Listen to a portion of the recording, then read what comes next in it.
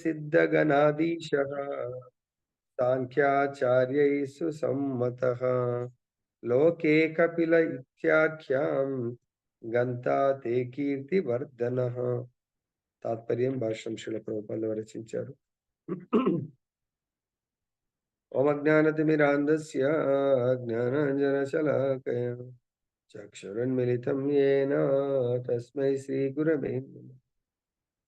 नमो विष्णुपादाय कृष्णप्रेष्ठाय भूतले श्रीमते भक्तिवेदान्त स्वामिनिति नामिने नमस्ते सरस्वती देवीं गौरवाणी प्रचारिणे निर्विशेष शून्यवादी पाश्चात्यादेशतारिणी जय श्री कृष्ण चैतन्य प्रभु नित्यानंद श्री अद्वैत गदाधर श्रीवासदि गौरभक्तवृंद हरे कृष्णा कृष्ण कृष्ण हरे हरे हरे राम राम राम हरे हरे. जय बोलो ग्रंथराज श्रीमद् भागवतम की जय. బ్రహ్మదేవుడు పిదప దేవహూతితో ఇట్లు పలికెను. బ్రహ్మదేవుడు కర్దముని దేవహూతులతో సంభాషణ ఇది. ముఖ్యంగా దేవహూతితో ఈరోజు సంభాషిస్తున్నారు. ఓ మనునందిని, కైటభుని సంవరించిన ఆ దేవదేవుడే ఇప్పుడు నీ గర్భము నందున్నాడు. నీ అవిద్యను, సంశయ గ్రంథిని అతడు ఛేదించి వేయగలడు. పిమ్మట ప్రపంచమంతటను పర్యటించగలడు. చాలా అద్భుతమైన విషయాలు స్వయంగా భగవంతుడి యొక్క గొప్ప ప్రతినిధి అయినటువంటి బ్రహ్మదేవుడు ఈ సృష్టిలో ఎవరి గర్భంలో ఎవరు జన్మించబోతున్నారు అని తెలిసినటువంటి బ్రహ్మదేవుడే చెప్తున్నారు. మరి అందరికి చెప్తారా అంటే స్వయం సాక్షాత్ భగవంతుడు వచ్చాడు కాబట్టి దేవహూతి గర్భంలో ఆ భగవంతుడిని దర్శించుకొని అటువంటి మాతని దర్శించుకొని ఆ మాతతో సంభాషిస్తున్నారు. ఏమంటున్నారు? ఓ మనునందిని. మనునందిని అంటే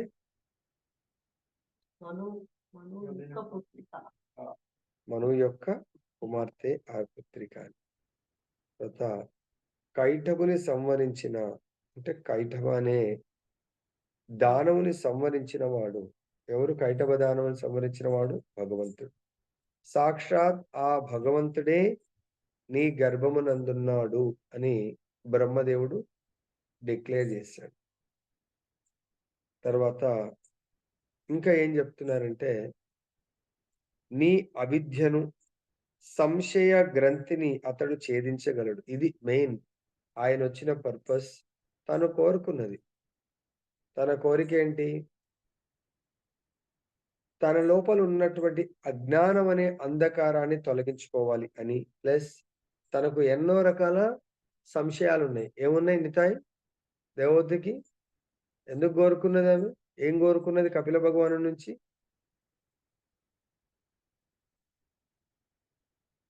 తన లోపల ఉన్నటువంటి అవిద్యను తొలగించుకోవాలనుకున్నది. నంబర్ 1. నంబర్ 2,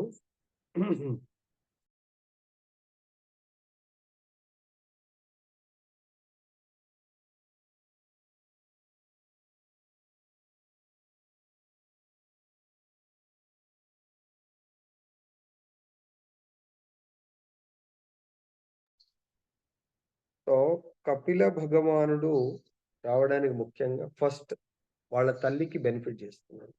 తల్లి ద్వారా ఇతరులకు. కృష్ణ భగవానుడు భగవద్గీతను కురుక్షేత్ర రణభూమిలో ఎవరిని శ్రోతగా తీసుకొని సెలెక్ట్ చేసుకున్నాడు? అర్జునుడు కదా. సో ఎట్లయితే భగీరథుడు భగవంతుడి పాద పద్మాల నుంచి గంగని తీసుకొని రావాలనుకున్నాడు. లక్ష్యం ఏంటి? గంగని తీసుకురావడానికి, ఆయన అంత కఠోర తపస్సు చేయడానికి గంగామాత కొరకు భూమి మీదకి తీసుకురావడానికి లక్ష్యం ఏంటి? తన పూర్వీకులను ఉద్ధరించడానికి. 60,000 సగర పుత్రులు, 60,000 మంది తన పూర్వీకులు.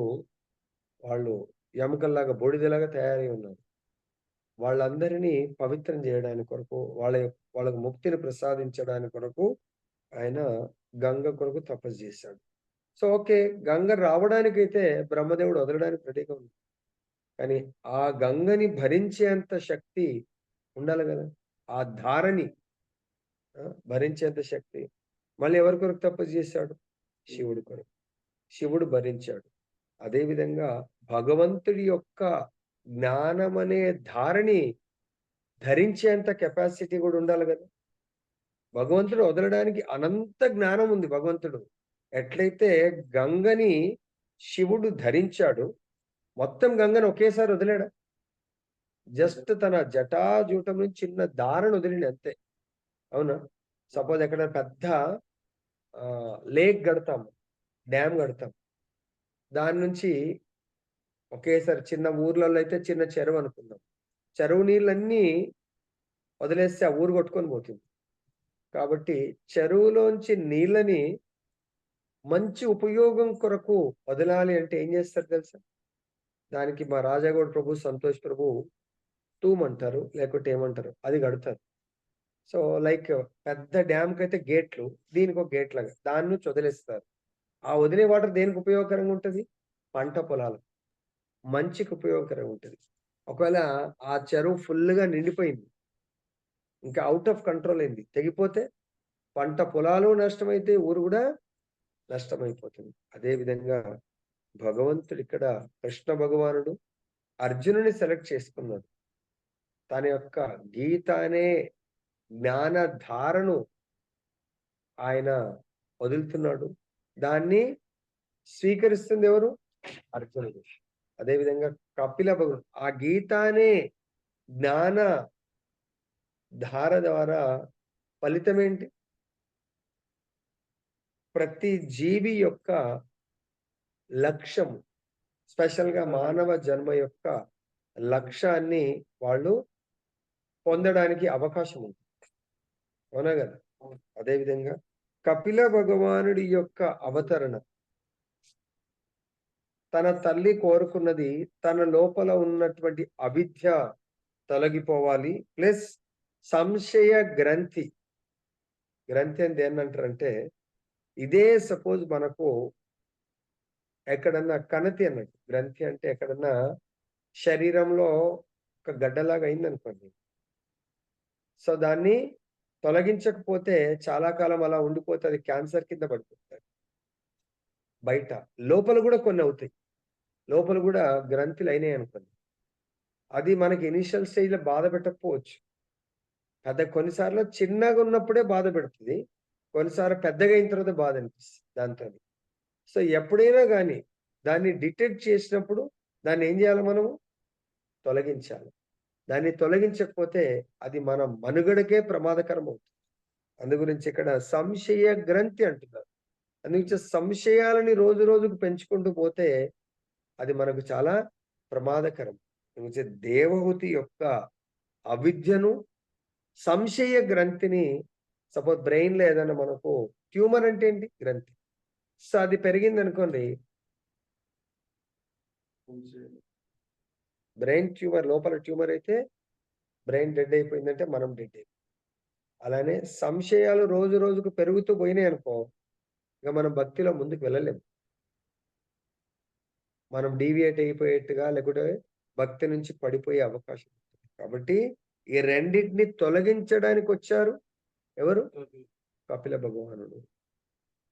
అర్జునుడి ద్వారా రాబోయే కాలంలో కలియుగంలో ఎంతో మందికి విద్య అనుకుంటారు. శరీర భోగం కొరకు విద్యను అభ్యసిస్తారు. కానీ దానివల్ల మన శరీరమైన గ్రంథులు ఏర్పడతాయి. అర్థమైందా? అవిద్యతో జీవిస్తా ఉంటాం. దట్ ఈస్ నాట్ రియల్ విద్య. నువ్వు ఏమీ చదువు రాకుండా గూడా అసలు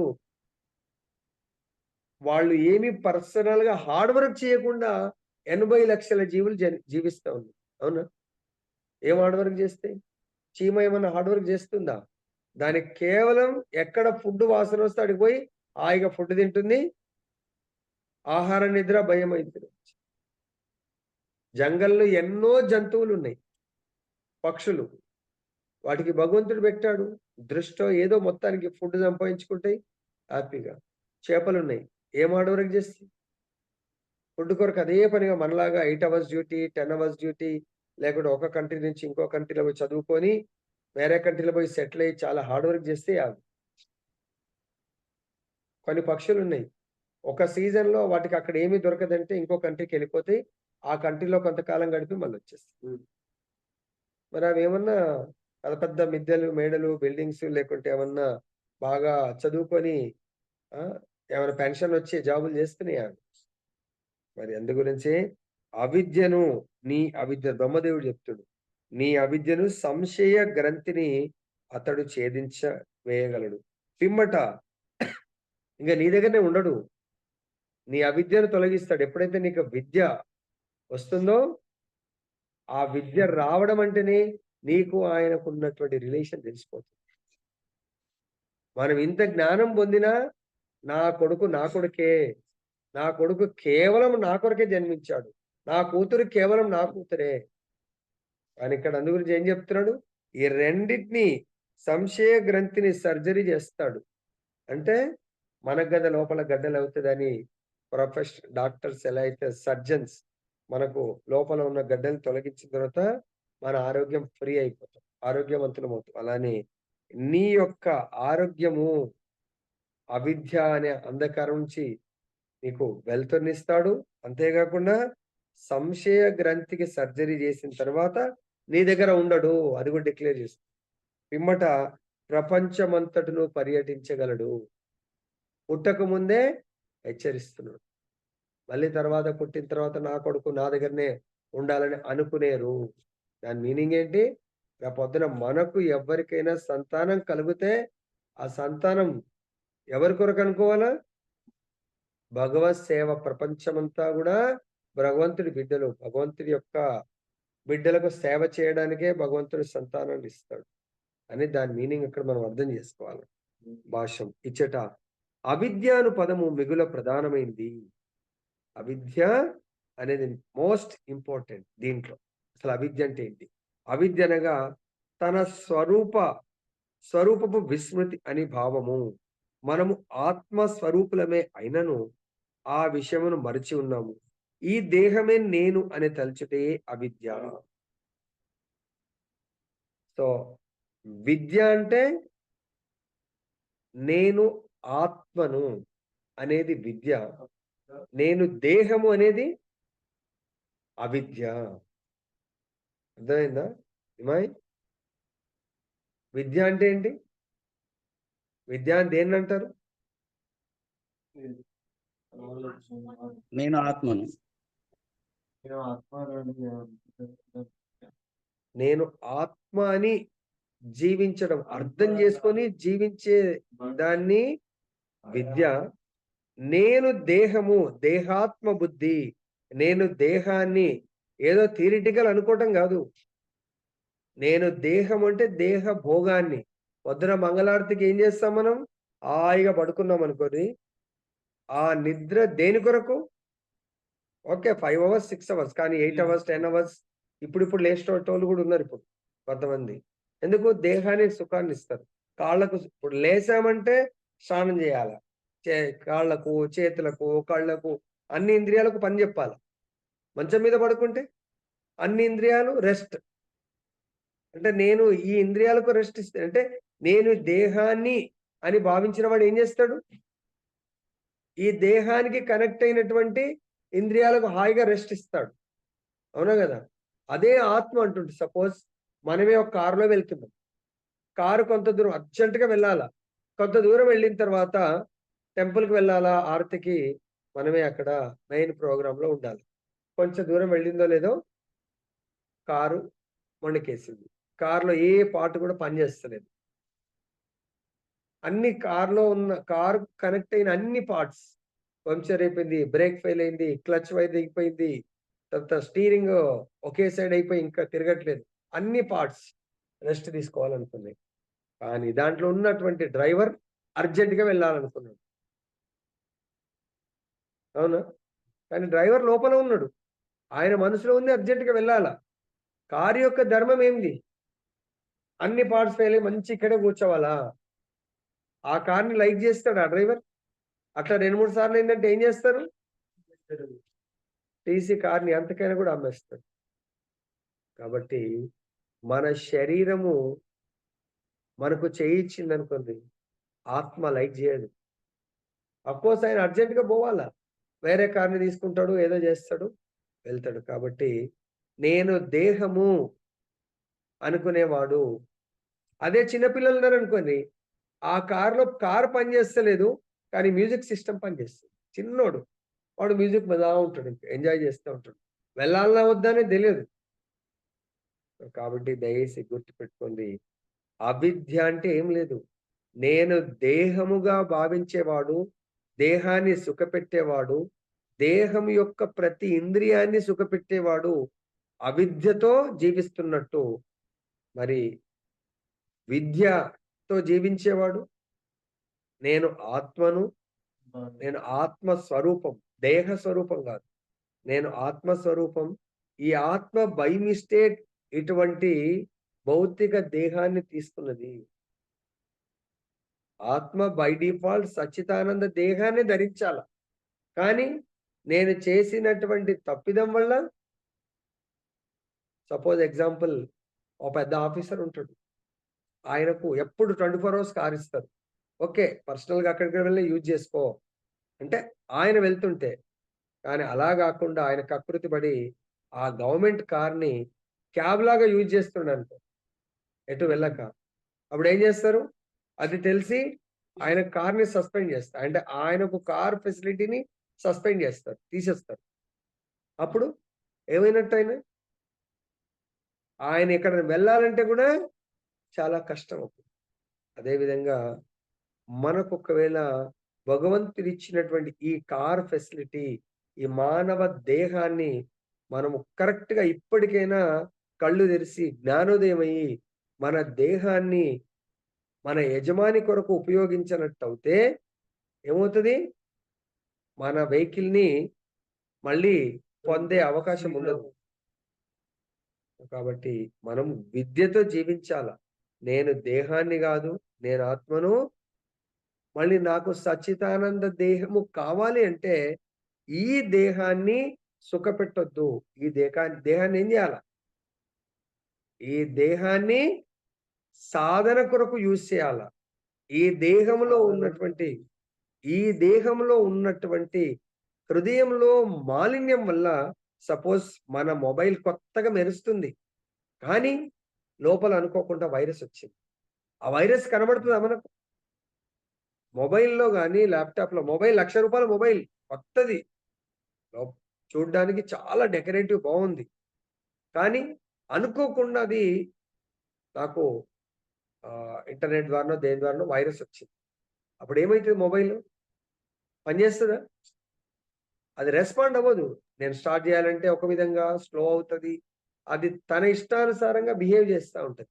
అప్పుడు నేనేం చేయాలి దాన్ని? దాని లోపల ఉన్నటువంటి వైరస్ అనే మలినాన్ని తొలగించాలి. తొలగించాలంటే ఏం చేయాలి దాన్ని? ఫార్మాట్ చేయాలి. యాంటీవైరస్ కాదు ఇక. ఫుల్ యాంటీవైరసే ముందు. సో దాన్ని ఫార్మాట్ చేస్తేనే మొత్తం పోతది. అవునా కదా? ఫార్మాట్ చేసి ఇప్పుడైనా నేనేం చేస్తా? యాంటీవైరస్ ఏస్తా ఫస్ట్. యాప్స్ డౌన్‌లోడ్ చేయకముందు యాంటీవైరస్ కొంచెం కాస్ట్‌లీదైనా పర్వాలేదు వేసుకుంటాను.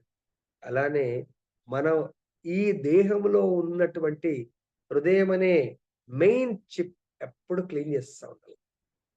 ఆ క్లీనింగ్ అంటే క్లీనింగ్ ప్రాసెస్ ఏంటి? ఎందుకంటే అది నన్ను మర్చిపోయేటట్టు చేస్తది. నువ్వు దేహం అనేట్టుగా టక్కన నన్ను, నా స్మృతిని మరుపు చేసేస్తుంది. ఎప్పుడైతే నేను ఆత్మను మర్చిపోయాననుకో, అప్పుడేం చేస్తా మళ్ళీ? దేహంగా బిహేవ్ చేస్తా. దేహం సుఖం కొరకే నేను రోజు కష్టపడతా ఉంటా. కాబట్టి ఆ మరుపు రాకుండా ఉండాలంటే నేనేం చేయాలా? భగవంతుని 15.15 ఏంటి? ఆ మరుపు రాకుండా ఉండాలి అంటే రికార్డింగ్ చేసుకోవాలి. ఇప్పటికైనా మళ్ళీ ఎప్పుడు నిద్రలో అడిగినా కూడా విద్య అవిద్య చాలా క్లారిటీ వచ్చింది అనుకుంటాను ఇన్ని ఎగ్జాంపుల్స్ ద్వారా. విద్య అంటే నేను దేహముని అని అర్థం చేసుకునే జ్ఞానము. అవిద్య అంటే నేను ఆత్మని అని అర్థం చేసుకునే జ్ఞానం. కరెక్టేనా? హరే కృష్ణ గురుజీ. కాదు గురుజీ, ఉల్టా చెప్పింది గురుజీ. ఉల్టా చెప్పినారు గురుజీ. విద్య అంటే ఆత్మ, అవిద్య అంటే దేహము గురుజీ. హరే కృష్ణ. దండకండి. అదేంటి ప్రభు, ఇంజనీరింగ్ ఇదంతా కూడా మరి విద్య కాదా ప్రభుజీ? అది కూడా విద్యనే గురుజీ. అంటే అది భౌతికము, ఇది ఆధ్యాత్మిక. ఓకే.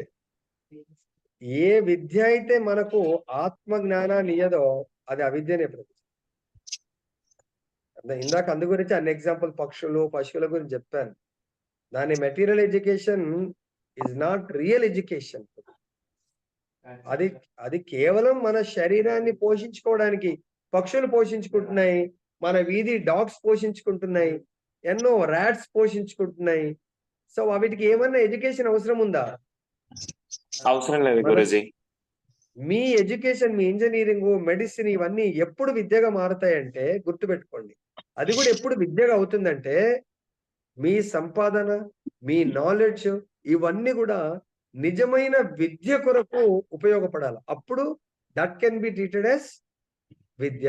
అదర్వైజ్ మీరు ఈ ఆత్మతత్వానికి, ఆత్మ జ్ఞానానికి అది ఇంకా రివర్స్ గా తీసుకెళ్తుంది అనుకున్నాం, అప్పుడు అది కంప్లీట్ గా అవిద్య కిందే కౌంట్ అవుతుంది. అర్థమైందా? Okay, next. ఇక సంశయ గ్రంథి అనగా సంశయాత్మక స్వభావం అని భావము. ఆత్మ భౌతిక జగత్తుతో తాదాత్మ్యము నొందినప్పుడు సంశయ గ్రంథి బిగియగలదు. ఈ ముడియే అహంకారమనియు పిలువబడును. ఎప్పుడైతే ఈ ఆత్మ భౌతిక జగత్తు అంటే పంచభూతాలు, భౌతిక జగత్తు త్రిగుణాలు పంచభూతాలతో కూడుకున్నది.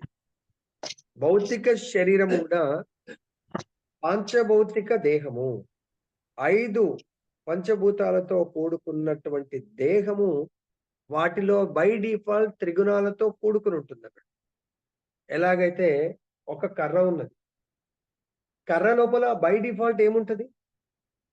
నిప్పు ఉంటుంది. నిప్పు బై డిఫాల్ట్ ఉంటుంది కదా. అదే విధంగా మనము ఎన్నో ఎగ్జాంపుల్స్ తీసుకోవచ్చు. మనం చూస్తున్నటువంటి గోడ ప్లాస్టరింగ్ అంతా అయిపోతుంది, తర్వాత దీనికి ఏమంటే పిఓపి అయిపోతుంది, కానీ చూస్తే దాని లోపల ఇటుక ఉంటది, సిమెంట్ ఉంటది, ఇసుక ఉంటది. అవన్నీ బయటకు కనబడతాయా? గోడని చూసామంటే దాని లోపల ఆటోమేటిక్ గా స్లాబ్ ని చూసాం, స్లాబ్ లోపల ఏముంటది? స్లాబ్ కనబడదు మనకి ఏంటనేది. పిఓపి చేస్తే మంచి డిజైన్ కనబడుతుంది, కానీ ఆ స్లాబ్ లోపల ఐరన్ ఉంది, ఇసుక ఉంది, సిమెంట్ ఉంది, కాంక్రీట్ ఉంది. అదే విధంగా ఈ దేహం కనబడదు. ఎప్పుడు తెలుస్తుంది అది? అవన్నిటిని మళ్ళీ పైన కవర్ ని ఒక్కొక్కటి తొలగించి చూస్తే ఆ ప్రాసెస్, అప్పుడు లోపల మనకు కాంక్రీట్ కనబడుతుంది, ఐరన్ కనబడుతుంది, ఇంకా సూక్ష్మంగా సిమెంట్ కూడా పౌడర్ లాగా చేస్తే అప్పుడు ఇసుక రేణువులు కనబడుతూ ఉంటాయి. అదేవిధంగా ఈ పాంచభౌతిక దేహములో కూడా ఇవన్నిటితో కలిసి ఉంటుంది. ఈ త్రిగుణాలు ఎప్పుడు కనబడతాయి మనకు? త్రిగుణాలు సపోజ్ గర్భంలో ఉన్న శిశువు లోపల త్రిగుణాలు కనబడతాయా? కనబడవు. ఎప్పుడు? ఆ శిశువు బయటకు వచ్చిన తర్వాత తన కోరికలను వెలబుచ్చుతారు కదా, ఆ దేహం కొరకు, కూడా ఆత్మ కొరకు, అప్పుడు తెలుస్తుంది. ఆ శిశువు సపోజ్ కేవలం ఆత్మకు సంబంధించిన లైక్ చేస్తుంది అనుకోండి, ఓ ఈజ్ ఇన్ సత్వగుణ, షీజ్ ఇన్ సత్వగుణ. అదే శిశువు ఎప్పుడు చూసినా ఈ దేహ కంఫర్టబుల్ చూసుకుంటుంది అనుకోండి, ఈవెన్ ఫుడ్ ఏది పడితే అది మనకు బాగా నచ్చింది, మంచి రెస్టారెంట్ బుక్ చేసాము తిన్నాము, లేకుంటే మంచి హోటల్కి వెళ్ళాము తిన్నాము అంటే వాళ్ళు అక్కడ ఫుడ్ తామసిక ఫుడ్ అంటే నీ లోపల తామసిక గుణం ఉన్నట్టు తెలిసిపోతుంది త్రిగుణాలలో. ఒక శరీరం ఉంటుంది. ఆ శరీరం అస్సలు బయట ఫుడ్ లైక్ చేయదు. ఇంట్లో ఫుడ్ లైక్ చేస్తుంది. ఓకే. ఇంట్లో ఫుడ్ అంటే కొంచెం క్లీన్లీనెస్ ఉన్న ఫుడ్ లైక్ చేస్తుంది. It does not mean that ప్రసాదం. ఇంకొక దేహం ఉంటుంది కేవలం ప్రసాదం ఏదైనా పర్వాలేదు. మనం బస్సులో అడగడం జరిగింది కొంతమందిని. సో మీరు ఏది పడితే అది తినొచ్చా? లేదు తినలేము. కానీ మరి దేన్ని తినొచ్చు? కృష్ణుడు ఏమైతే స్వీకరిస్తున్నాడో దాన్ని కంపల్సరీగా మనం స్వీకరించాలా? లేదు ప్రభుజీ కృష్ణుడు స్వీకరిస్తాడు కానీ నాకు ఇష్టం లేదు ప్రభుజీ అది. మరి అటువంటి గుణాన్ని ఏమనొచ్చు మనం? తామసిక. కృష్ణుడు భుజిస్తున్నాడు కానీ మనకి ఇష్టం లేదు. మనం భుజించేది కృష్ణుడికి ఇష్టం లేదు. థియరిటికల్ మనం చెప్తున్నాం. ఇప్పుడు బస్సులో కూడా కొంతమందికి అడిగాను. లేదు ప్రభుజీ కృష్ణుడికి పెట్టింది ఖచ్చితంగా మనం తినాలా? మనం తినట్లేదు అంటే చిన్నప్పటి నుంచి మన మైండ్ సెట్ ని మన బాడీని అవిద్యలో మనము పెంచాము. ఇంత శాస్త్రం వింటున్నా మనము విద్యకు ప్రమోట్ అవ్వట్లేదు. భగవంతుడికి ఒక్కసారి ఆఫరింగ్ జరిగిందంటే మన మైండ్ కి చెప్పాలా, ఓ మనసా నువ్వు అవిద్యను వదిలేసి కృష్ణుడు ఏదైతే స్వీకరించాడో అది నా ధర్మము, నేను స్వీకరించవలసిందే అని ట్రైన్ చేయండి. లేకుంటే మనం అవిద్యలో మునుగుతున్నట్టే. లేదు ప్రభుజీ మా అబ్బాయి తినడు, మా చిన్న అబ్బాయి తినడు, పెద్ద అబ్బాయి తినడు. నిజంగా ఆయన శాస్త్రం వింటున్నాడు అంటే ఖచ్చితంగా భగవంతుడికి సమర్పించిన ప్రసాదము. మనకు రథయాత్రలో ఏ ప్రసాదం పెట్టినా అది అందరికి ఇష్టం ఉంటుందో లేదో తెలియదు. బట్ అది జగన్నాథుడు స్వయంగా ప్రసాదం తీసుకున్నాడు అంటే జగన్నాథుడు తీసుకున్నాడంటే దయచేసి గుర్తు పెట్టుకోండి. మనం ఇంకా కూడా రియల్ విద్యని గ్రహించట్లేదు. ప్రసాదం గురించి ఒకసారి చాలాసార్లు లీల చెప్పాను నేను. మరి మనకు అది లీల అర్థమైందా లేదా తెలియదు. ఒకసారి నారదుడు వైకుంఠం వెళ్ళినప్పుడు శ్రద్ధగా వినండి. ఈ లీలను దయచేసి మీ పిల్లలకు కూడా చెప్పండి. వాళ్ళు ప్రసాదము ప్రభుజీ 4 రకాలు పెట్టాల్సిందే ప్రభుజీ. మా ఆయనకు ఒక రకము, నాకొక రకము, మా కూతురుకు ఒక రకము, మా కొడుకు ఒక రకము అంటే అది నిజంగా ప్రసాదం కాదంట. మన నాలుక ఏది కోరితే అది మనం మన కోరిక కొరకు దేవుడికి నైవేద్యం పెడుతున్నామంటే that is not at all real. అంటే భగవంతుడికి అనుకూలమైనటువంటి సేవ కాదంట. అన్యాభిలాష భగవంతుడికి అనుకూలమైనది సపోజ్ మన ఇంట్లో అయితే పెడతాం. ఎక్కడైనా బై ఫార్చునేట్ అన్ఫార్చునేట్ భగవత్ ప్రసాదం దొరికిందంటే 100% దాన్ని టెనికా స్వీకరించే పరిస్థితిలో ఉండాలి మన మైండ్. సో నారదుడు వైకుంఠం వెళ్ళినప్పుడు ఆ సందర్భంలో భగవంతుడు ప్రసాదం తీసుకున్నాడు. సో ప్రసాదం తీసుకున్నప్పుడు లక్ష్మీ అమ్మవారు అదే ప్లేట్ నుంచి నారదుడికి అమ్మవారు కాబట్టి తల్లి నాకు కూడా కొంచెం ప్రసాదం పెట్టిందంటే సో నారదుడికి ప్రసాదం పెట్టింది. ఆయన లైఫ్ టైంలో ఫస్ట్ టైం భగవంతుడి యొక్క స్వయం స్వీకరిస్తున్నటువంటి ప్రసాదం తీసుకున్నాడు. ఇంకంతే సరిపోయింది ఆయనకి.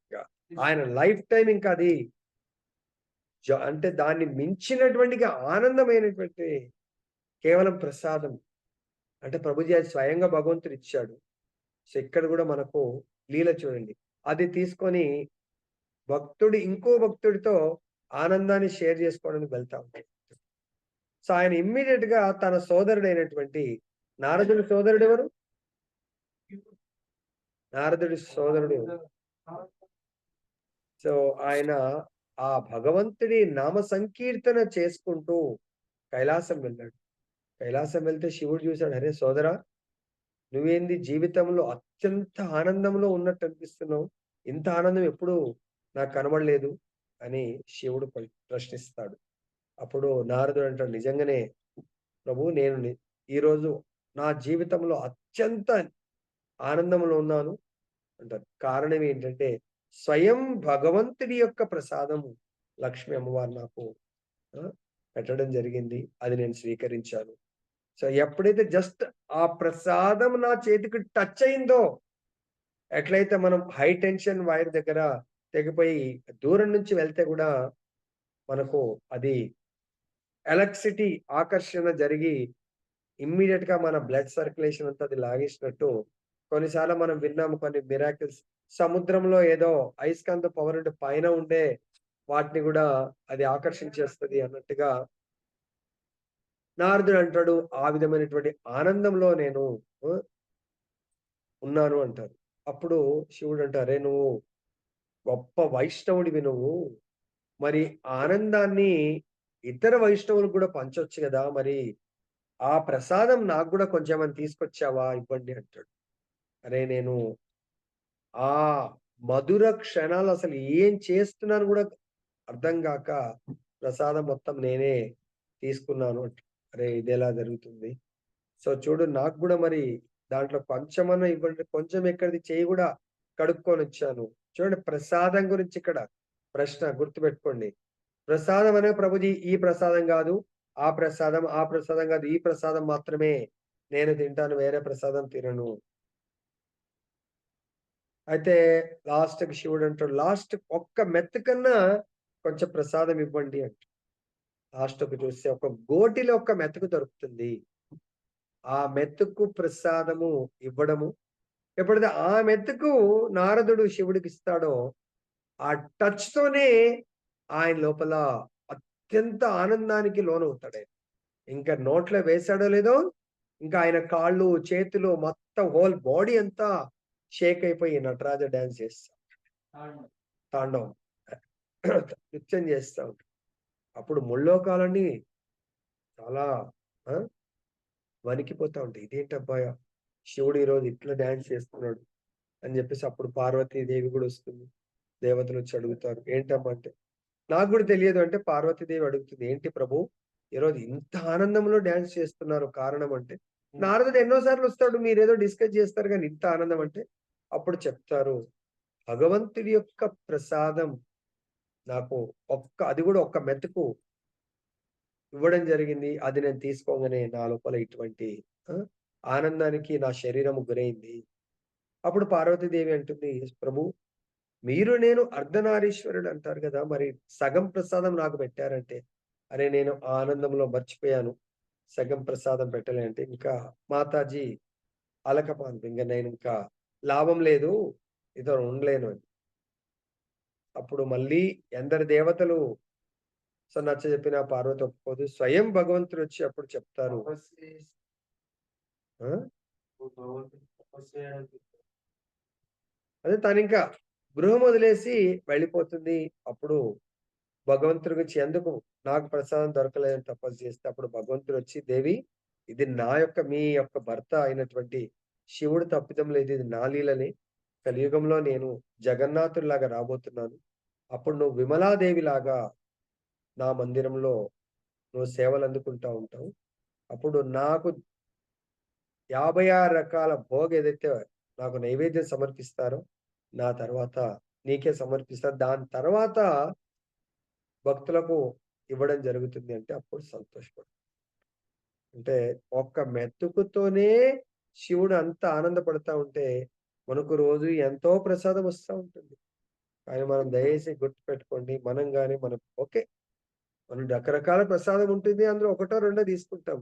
కానీ బై ఛాన్స్ ఎప్పుడన్నా ఒక మెతుకు కొంచెం ప్రసాదం వచ్చినా నేను ఇప్పుడు తీసుకొని తర్వాత తీసుకుంటాను లేకుంటే ఇంకేదేదో అంటాం. అటువంటి మైండ్ సెట్ ని తొలగించండి. తర్వాత ఆత్మ భౌతిక జగత్తుతో ఇదంతా కూడా ఇది ఎందుకు చెప్పాను, మనము ఈ భౌతిక జగత్తుతో తాదాత్మ్యం అంటే ఎప్పుడైతే సంబంధం ఏర్పడుతుందో అప్పుడు ఇది తినొచ్చా లేదా, ఇది చేయొచ్చా లేదా, ఈ టైంలో నేను లేవచ్చా లేదా, ఈ టైంలో ఆరతి చేయొచ్చా లేదా, లేకుంటే నేను కొంతమంది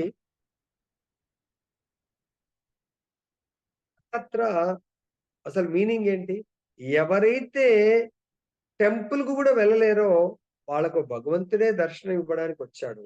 ఎవరైతే కొన్ని సందర్భాల్లో కొన్ని ఇవే మూఢనమ్మకాలు, ప్రభుజీ మేము గుడికి వెళ్ళొచ్చు వెళ్ళరాదు, లేకుంటే మేము అలాంటి సందర్భాల్లో కూడా పూరి జగన్నాథుడు టెంపుల్ కు ఓన్లీ సనాతన ధర్మీస్ ఇండియన్స్ మాత్రమే వెళ్ళదు. అటువంటి భగవంతుడు బయటకు వచ్చి ప్రతి ఒక్కరికి దర్శనం ఇవ్వడానికి వస్తే కొంతమంది ఆ బయటకు వచ్చిన భగవంతుణ్ణి దర్శించుకోవడానికి కూడా రాలేకపోయారు. మనకు శాస్త్రం ఏం చెప్తుందంటే రథం మీద ఉన్నటువంటి జగన్నాథుడిని దూరం నుంచి దర్శనం చేసుకొని ఆ రోడ్డు మీద ప్రణామం చేస్తే కూడా వాళ్ళు ముక్తికి అర్హత సంపాదిస్తారు. అని అది కూడా దర్శించుకోలేని వాళ్ళు మరి ఎవరన్నా ఉన్నారా? వచ్చినప్పుడు దయచేసి అందుగురించే నెక్స్ట్ సెంటెన్స్ చూడండి ఏమంటున్నారు? ఆ ముడియే అహంకారమని ఆత్మ అనాత్మల కలయిక పిలువబడును. గురు శిష్య పరంపరలో శాస్త్రము ద్వారా యుక్తమగు జ్ఞానమును సంపాదించడం ద్వారాను మరియు ఆ జ్ఞానమును సరైన రీతిలో ఆచరణ ఎందించుట ద్వారాను మనుజుడు ఈ బంధకార అహంకారం నుండి విడవగలడు. సో దయచేసి ఆత్మ అనాత్మ అంటే ఆత్మ దేహము యొక్క కలయిక వల్ల, ఈ దేహము యొక్క డామినేషన్ వల్ల అహంకారం అంటే నేను దేహమును అనే జ్ఞానాన్ని ఆ విధంగా జీవించే విధానాన్నే అహంకార విధానం అంటారు. అహం ఆకారం, నేను దేహాన్ని, లేదు నేను దేహం కాదు నేను ఆత్మను అని ఎప్పుడైతే మనము థియరిటికల్ కాదు ప్రాక్టికల్ గా జీవిస్తామో అది నిజమైన జ్ఞానము. ఆ జ్ఞానం ఏ విధంగా వస్తుందంట? గురు శిష్య పరంపరలో శాస్త్రము ద్వారా యుక్తమగు జ్ఞానమును సంపాదించాలి. ఆ జ్ఞానమును సంపాదించి వద్దున మాకు వచ్చింది దేంట్లో? నామామృతంలో. జ్ఞానము సరైన రీతిలో ఆచరణ అందించడం ద్వారా ఏమంటారు? రెబెల్ శ్రీనివాస్ ప్రభుజీ వద్దున వచ్చారులు స్వీకరిస్తారు అని ఇక్కడ బోధిస్తున్నాడు బ్రహ్మదేవుడు. సో కాబట్టి ఇంతటితో మనం కపిల భగవానుడి యొక్క ఆ బుక్ కూడా మనం ఇంతకుముందు చర్చించామనుకుంటాను. వీలైతే మళ్ళీ ఒకసారి చూద్దాం. జయ బలో గ్రంథరాజ్ శ్రీమద్ భాగవతం की जय, श्री श्री राधारमन लाल की जय, जगन्नाथ बलदेव सुभद्रा महारानी की जय, गौर निताय भगवान की जय, जगत गुरु श्री प्रभुपाद की जय, श्री